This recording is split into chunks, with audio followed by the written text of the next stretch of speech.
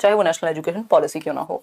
तो हमारा आंसर है ए ऑप्शन, कि उसकी होम लैंग्वेज या लोकल लैंग्वेज में पढ़ाना है बच्चे को प्राइमरी लेवल पर। क्वेश्चन नंबर 13 देखिएगा, a school gives preference to boys, एक स्कूल है जो लड़कों को प्रेफरेंस देता है, वरीयता देता है, while selecting students for badminton competition, यानी जब बैडमिंटन की टीम बन रही है स्कूल में तो लड़कों को इंपॉर्टेंस दी गई, प्रायोरिटी पर रखा गया कि लड़कों को सेलेक्ट किया जाएगा। और गर्ल्स को वरीयता कहां मिल रही है या महत्व कहां मिल रहा है, म्यूजिक कंपटीशन में, कि गाना गाना तो लड़कियों का काम होता है, तो गाने के लिए तो हम टीम बनाएंगे लड़कियों की, गर्ल्स की, और लड़कों की टीम हम बैडमिंटन के लिए बनाएंगे, लड़कियों को हम बैडमिंटन की टीम में शामिल नहीं करेंगे क्योंकि लड़कियां स्पोर्ट्स में अच्छी नहीं हो सकती, है ना, ऐसा स्कूल का मानना है, मैं नहीं कह रही हूं। ठीक, तो ये जेंडर स्टेबिलिटी है, कहां से स्टेबिलिटी है, ये है आइडेंटिटी है, कोई आइडेंटिटी नहीं है, इक्वालिटी का तो ई भी नहीं है, ये है स्टीरियोटाइपिंग बायसनेस है ये।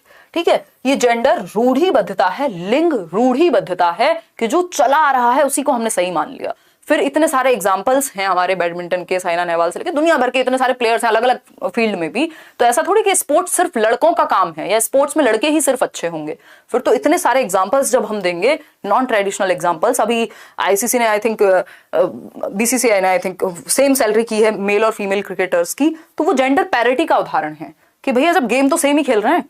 ठीक, तो जेंडर स्टीरियोटाइपिंग जो है वो पहले से चली आ रही कुरीतियां हैं कि भैया लड़के इस चीज में अच्छे होंगे, लड़कियां इस चीज में अच्छी होंगी, जबकि इंडिविजुअल डिफरेंस का मामला है। ठीक, तो D option is the right answer, gender stereotyping. अब कई लोग कहेंगे बायसनेस और स्टीरियोटाइपिंग में क्या अंतर है। देखिए, स्टीरियोटाइपिंग में बायसनेस इंक्लूडेड होती है। बायसनेस का मतलब है आप किसी भी एक तरफ झुके हुए हैं, चाहे वो मेल हो चाहे वो फीमेल हो। स्टीरियोटाइप वो चीज है कि जो पहले से चला आ रहा है, यानी किसी चीज में आप महिलाओं की तरफ झुके हुए हैं तो वहीं झुके हुए हैं, किसी तरफ में आप पुरुषों की तरफ झुके हुए हैं तो वो झुके हुए हैं। तो स्टीरियोटाइप में मतलब जो पहले से चलाई आ रही बायसनेस है उसको स्टीरियोटाइपिंग कह देते हैं। अदरवाइज स्टीरियोटाइपिंग में बायसनेस, डिस्क्रिमिनेशन निहित होता है, पक्षपात तो है ही स्टीरियोटाइपिंग में। तो चाहे स्टीरियोटाइपिंग हो, बायसनेस हो, डिपेंड करेगा ऑप्शंस पे। बात लगभग सेम है, बस स्टीरियोटाइपिंग हम उसको कह रहे हैं जो चला आ रहा है, जिसमें बायसनेस इंक्लूडेड है, जिसमें डिस्क्रिमिनेशन इंक्लूडेड है। ठीक, समझते हैं क्वेश्चन नंबर 14 को। ठीक, एनईपी 2020 क्वेश्चंस आएंगे, बिल्कुल आएंगे, बिल्कुल आएंगे। इस पर मैंने वीडियो बनाई भी है और जो क्वेश्चंस आए हैं वो भी कराए हैं और अलग से भी एक सेशन में करा दूंगी। ठीक, जवाब दीजिए, जनता जवाब चाहती है, दीजिए जवाब।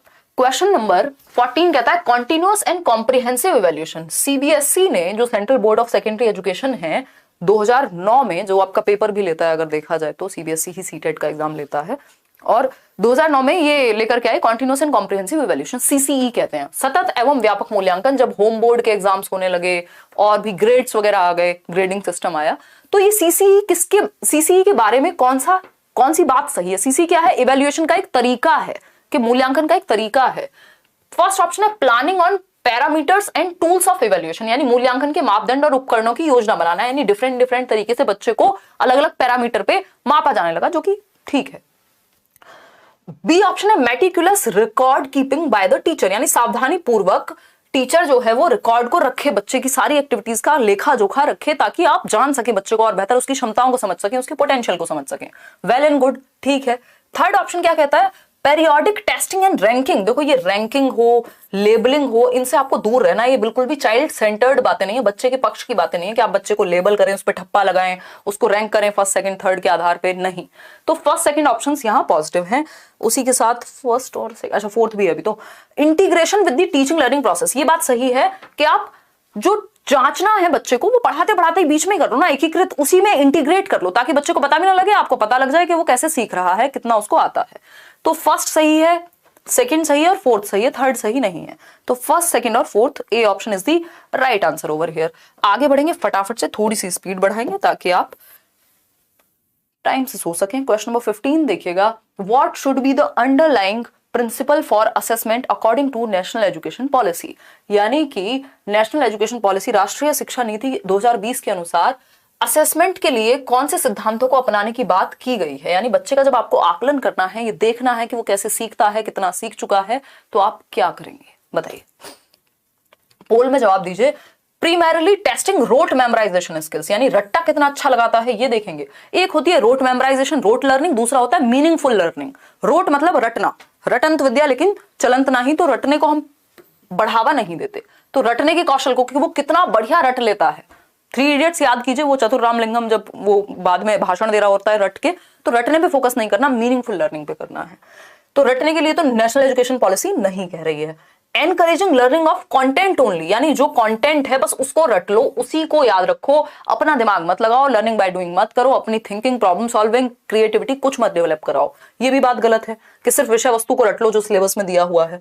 सी ऑप्शन है optimising learning and development for all students, यानी सभी विद्यार्थियों के लिए उनका सीखने और विकास का अनुकूलन करना, यानी वो कैसे बेस्ट सीख सकते हैं। ऑप्टिमाइज करना यानी कॉन्ड्यूसिव एनवायरनमेंट क्रिएट करना, सुगम वातावरण बनाना जहां वो बेस्ट कर सके, हर बच्चा अपने पोटेंशियल तक पहुंच सके।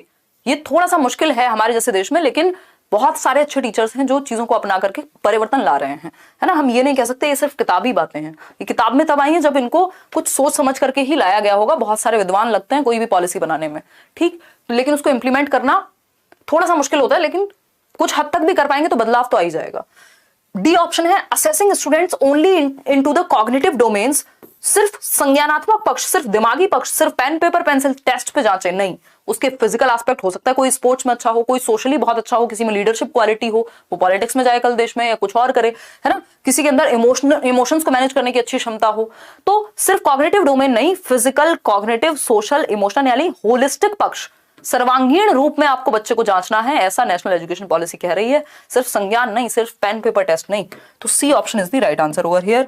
आगे बढ़ेंगे, क्वेश्चन नंबर 16 देखिएगा सरकार, ये कहता है which of the following is the latest legislation passed by the Indian parliament for people with disability, यानी वो लोग जिनको दिव्यांगता है किसी भी तरह की, उनके लिए सरकार ने कौन सा लेटेस्ट लॉ पास किया है। 2016 में ये लॉ आया था, याद कीजिए मैंने इस पे वीडियो बनाया हुआ है, आपके साथ डिस्कशन भी हुआ है। इसको हम क्या कहते हैं, RPWD एक्ट कहते हैं। अगर आपने अभी भी जवाब गलत दिया तो मम्मी को कहिए मम्मी आज हमें खाना दीजिएगा मत, क्योंकि हमारे काम ऐसे ही हैं कि हम खाना ना खाएं एक दिन, क्योंकि हमारे सामने उत्तर दिया था किसी ने फिर भी हम बता नहीं पाए। RPWD एक्ट है right of persons with disabilities act, है ना। नेशनल एजुकेशन पॉलिसी का इससे कोई संबंध नहीं है क्योंकि डिसेबिलिटी वाला एक्ट पूछा है। तो persons with disability act, equal opportunities protection of rights and full participation act, ये 2016 में आया, जिसके तहत 21 डिसेबिलिटीज हैं, जिसमें ड्वार्फिज्म यानी बोनापन, हीमोफीलिया, ब्लड से रिलेटेड कई सारी प्रॉब्लम्स हैं जिनको शामिल किया गया है। इसके तहत 40% या उससे अधिक अगर डिसेबिलिटी किसी को है तो उसको एक सर्टिफिकेट मिलेगा, और जो अलग अलग जगह पर रिलैक्सेशन है वो मिलेगा बच्चे को जो भी डिसेबल्ड है। Right of person, oh persons with disabilities, निःशक्त व्यक्ति समान अवसर अधिकार संरक्षण और पूर्ण भागीदारी अधिनियम, पर्सन्स विद डिसेबिलिटीज एक्ट, मुझे लग रहा है आज मुझे ही खाना नहीं मिलेगा, persons with disabilities act, equal opportunities protection of rights and full participation act, rights of persons with disabilities act.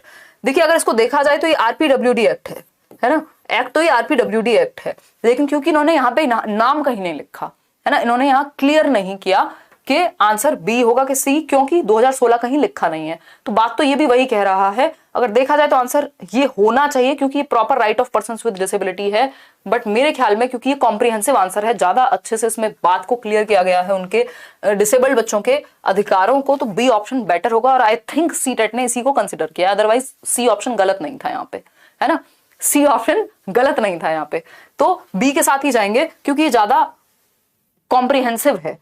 अगर हम बात करें, अगर बिल्कुल ऑन पेपर्स बात करें तो सी सही है, तो अब क्या कर सकते हैं, बोर्ड है आपका, कुछ भी कर सकता है, हम क्या ही करें, ठीक। तो बी ऑप्शन गलत नहीं है क्योंकि इसमें ज्यादा कॉम्प्रिहेंसिवली बात की गई है, तो बी के साथ ही जाएंगे, सी भी गलत नहीं मानेंगे हम, बट नंबर आपको बी के ही दिए हैं इन लोगों ने मेरे ख्याल में। क्वेश्चन नंबर 17 देखिएगा, which of the following statement accurately describes the spirit of inclusion in a primary classroom, यानी प्राइमरी क्लासरूम में इंक्लूजन मतलब एजुकेशन फॉर ऑल, अगर कोई डिसेबल्ड बच्चा है वो भी पढ़े, कोई स्पेशल यानी नॉर्मल बच्चा है, स्पेशल बच्चा है, गिफ्टेड बच्चा है, सब पढ़ सके, ठीक। हाँ, ग्रेस दे दिया, बिल्कुल। निम्नलिखित में से कौन सा कथन प्राथमिक शिक्षा में समावेशन की भावना का सटीक रूप से वर्णन करता है, यानी हर बच्चे को सेम क्लासरूम में, रेगुलर क्लासरूम में पढ़ने का अधिकार है, बताइएगा फटाफट से। Teacher promotes the use of a standard and uniform language, देखिए स्टैंडर्ड देख करके खुश मत हो जाइएगा, स्टैंडर्ड खराब है, यहाँ पे फ्लेक्सिबिलिटी होनी चाहिए, सबके लिए एक जैसा नहीं, डिफरेंशिएटेड इंस्ट्रक्शन होनी चाहिए, यूनिफॉर्म लैंग्वेज नहीं मल्टीपल लैंग्वेज होनी चाहिए। टीचर होल्ड्स प्रेजुडिस, यानी टीचर जो है वो क्या हो, पूर्वाग्रह रखता हो किसी एक जाति विशेष समुदाय के प्रति, या फिर लड़के लड़कियों के प्रति, अरे ये तो ऐसे ही होते हैं, अरे तुम थोड़ा ना सीखोगे, ये वाला बच्चा मेरा फेवरेट है, तो ऐसा पार्शियल टीचर अगर होगा तो बर्बाद हैं बच्चे फिर, ठीक। सी ऑप्शन है, teacher does not have any expectation from children with special educational needs, भैया टीचर की कोई एक्सपेक्टेशन ही नहीं है कि जो स्पेशल चाइल्ड है, जिसको देखने में समस्या है, चलने में समस्या, कोई और प्रॉब्लम है, कि उससे तो वैसे ही कुछ नहीं होगा, तुमसे ना हो पाएगा, तो उस केस में तो बच्चे की जो पोटेंशियल होगा वो ही नहीं निकल के आ पाएगा। तो ये तो हमें नहीं चाहिए कि टीचर उनसे एक्सपेक्टेशन ही ना रखे। एक ही ऑप्शन बचता है, teacher practices culturally responsive pedagogy, यानी शिक्षक सांस्कृतिक रूप से उत्तरदायी शिक्षा शास्त्र का प्रयोग करे, कि भाई वो कल्चरली सेंसिटिव है, रिस्पॉन्सिबल है, जो भी अंतर है बच्चों में, जो भी डिफरेंसेस हैं, उनको डील करना जानता है, उनको खराब ना मान के सभी के लिए शिक्षा में एक साथ इंक्लूड करता है, हर बच्चे का ध्यान रखता है। D option is the right answer, क्योंकि टीचर क्या है, सुपर वुमेन या सुपर मैन है, वो कुछ भी कर सकता है।